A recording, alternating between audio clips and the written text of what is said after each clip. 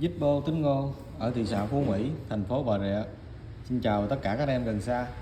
Chúc anh em có ngày mới thuận lợi và bình an nha. Thì hình thức giao dịch thì bên em vẫn như cũ, chuyển khoản full em bao ship, ship code cọc 100k và không bao ship nha anh em. Anh em lên Google Maps gõ Zippo Tính Ngô có định vị tới nhà luôn nha. Anh em chú ý, bên em chỉ giao lưu những cây Zippo chính hãng thôi nha, không có giao lưu những cây Zippo phay nha anh em. Lên cho anh em mã số 1 nè, một cây mã Niken khắc ăn mòn zin hãng nha anh em, một đáy 14 la mã, sản xuất 1998, dòng đáy lồi, lề lối đồ nguyên zin hết. Cái này còn đẹp nha, chưa thấy cấn nha mấy anh em.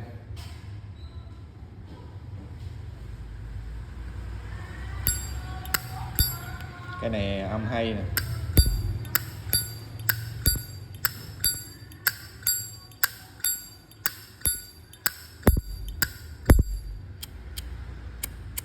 bánh xe bén,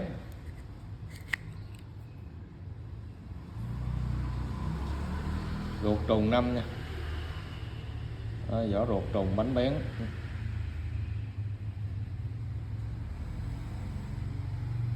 chặn xăng lai nha anh em, chặn xăng linh kiện nha. Cái này giao lưu với anh em 550 nha, mã số 1 550. Âm hay nha mấy anh em. Mã số 2 lên cho anh em một cây hoa văn Marlboro châu Âu nha, Marlboro châu Âu, một đáy 03 em lem cho Marlboro châu Âu rất là dày, em lem dày cui. Tình trạng cái này lên lửa rồi, còn đẹp như mới nha anh em, xài rất ít, hình thức cái này xài cũng ít. Bánh bén,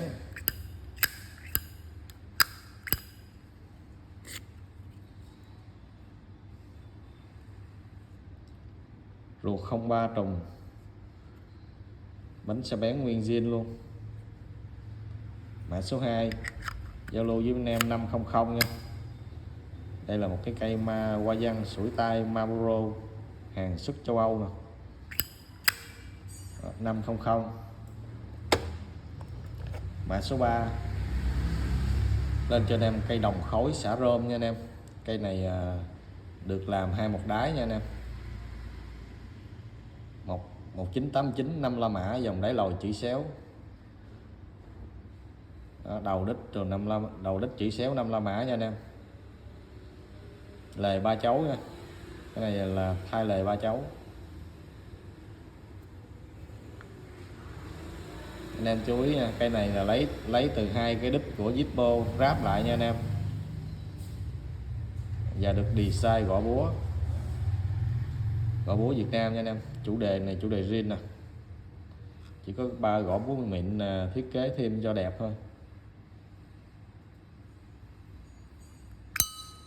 Âm rất là hay nha anh em, âm to,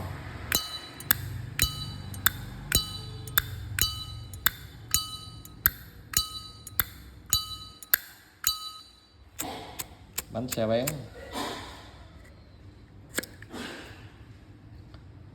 ruột 5 la mã trùng,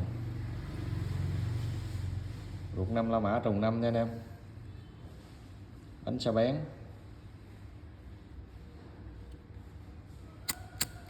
cái này 900 nha, 900.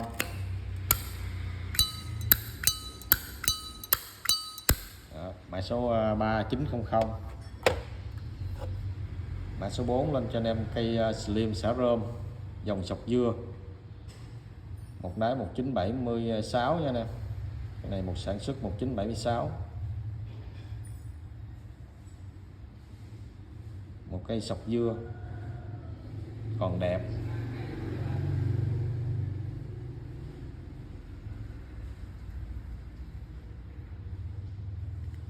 Hình thức cái này đẹp nha anh em,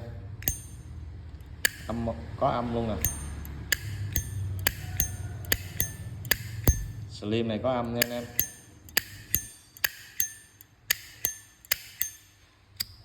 Bánh bén, cái này thay lưỡi gà rồi nha, thay lưỡi gà để tạo âm thanh nha anh em. Những dòng Slim lưỡi gà rin của nó yếu lắm. Bất dây đồng, ruột một mặt chữ,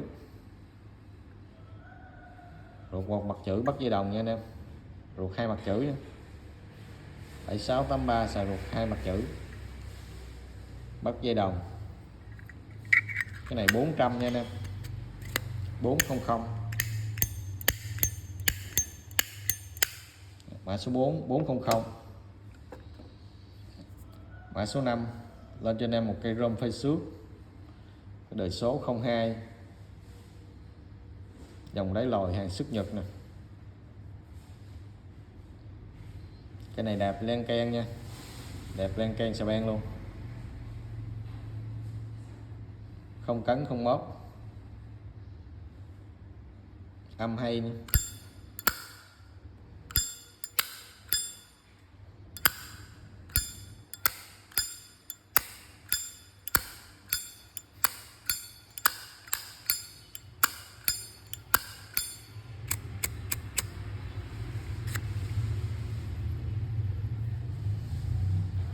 Ruột 02 trồng 5, bánh bén nguyên zin nha anh em. Cái này giao lưu anh em 380. Mã số 5 380. Mã số 6 một cái Slim xả rôm nha anh em, ô xăm chữ đã xăm rồi. Cái này một đáy 1965, chấm nó hơi mờ anh em, do xả rôm nó mờ chấm, nhưng mà nó là 1965, lề zin hết. Hình thức cái này không đẹp bằng cây 70T6 nha anh em.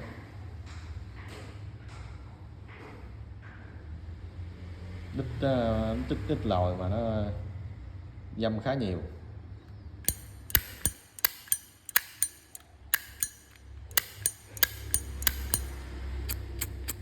Bánh xe bén, ruột một mặt chữ có bạc, tim bột. Rồi cái này 350 thôi, 350 nha anh em. Mã số 6 350. Mã số 7 cây rôm đồng xả rôm luôn nè, đồng xả rôm bóng 1970 nha anh em. Cái này 1970, 4 gạch đứng.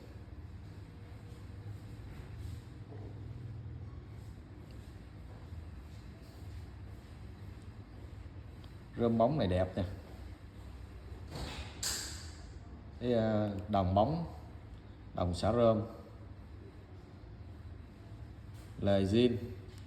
Cái này cũng thay lưỡi gà rồi.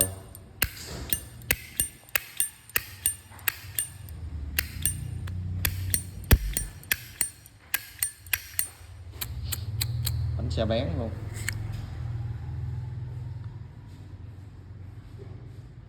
ruột một mặt chữ nha. Này tim bột nha anh em, cây này tim bột, ruột một mặt chữ. Này 400 luôn anh em, 400 luôn nha. Mã số 7 400. Anh em nào chốt hết 3 cây Slim em để cho 1.000 luôn nha anh em, 3 cây Slim 1.000 luôn. 3 cây 1.000.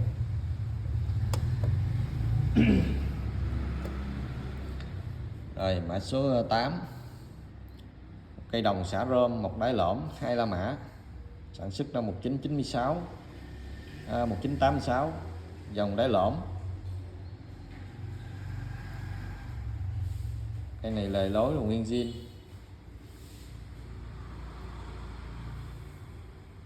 không cấn mớp. Cái này chưa cấn mớp nha anh em.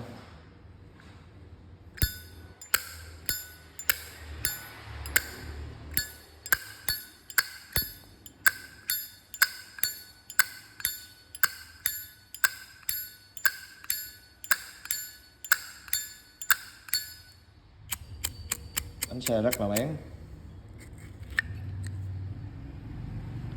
Ruột 2 La Mã trùng 5, trùng tháng luôn.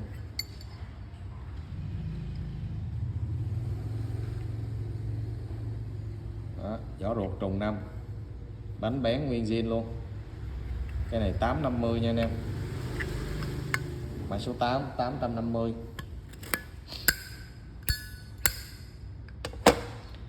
Mã số 9 lên cho anh em một cây vít lô xưa nha, dòng rơm, mạ rơm, vỏ đồng mạ rơm, sản xuất 1960 65 hay 64 64 nha anh em,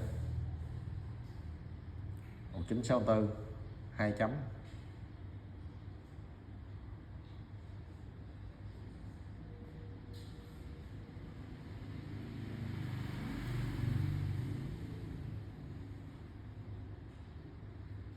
Đẹp, cái này còn khá là ổn áp nha anh em.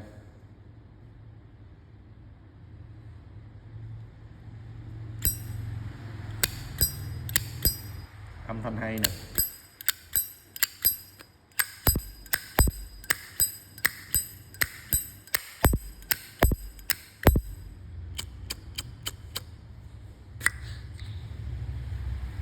Ruột một mặt chữ, bánh xe sọ chỉ nguyên zin, lưỡi gà lá lúa, tim 1 nguyên zin nha anh em, cái này nguyên zin. Rồi 1.200 nha mấy anh em, mã số 9 1.200. Mã số 10 lên một cây đồng xả rơm, cái này một đáy 1960 nha anh em, 1960 đồng khối xả rơm, có cấn đáy.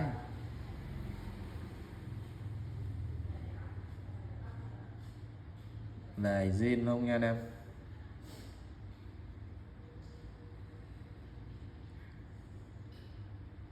Bao zin bao chính hãng cho anh em nha.